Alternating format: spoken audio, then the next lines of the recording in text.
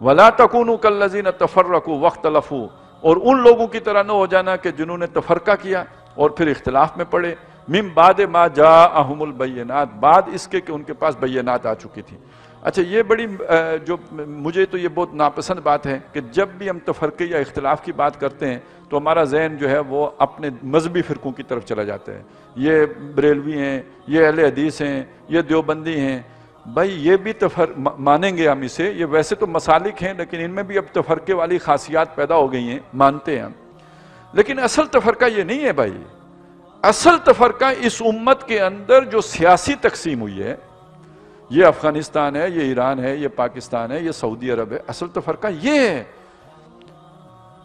نبی صلی اللہ علیہ وسلم کے دور میں تو اس تفرقے کی کوئی گنجائش نہیں تھی، اسی کے لیے تو آپ نے فرمایا تھا ایک امیر کے ہوتے ہوئے دوسرا اگر اٹھے تو اسے قتل کر دو۔ اصل تفرقہ یہ ہے۔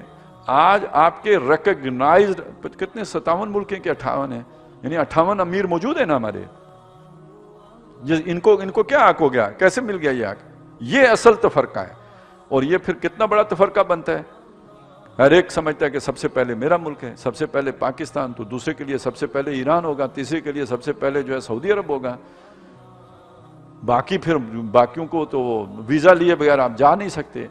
تو یہ سمجھ لیں کہ یہ بڑا تفرقہ ہے۔ وَلَا تَكُونُوا كَالَّذِينَ كَفَرُوا تَفَرَّقُوا وَاخْتَلَفُوا، ان لوگوں کی طرح نہ ہو جاؤ جنہوں نے تفرقہ کیا اور اختلاف میں پڑے اس کے بعد کہ ان کے پاس بینات آ چکی تھیں۔ وَأُولَٰئِكَ لَهُمْ عَذَابٌ عَظِيمٌ، ان کے لیے سخت عذاب ہے، بڑا عذاب ہے۔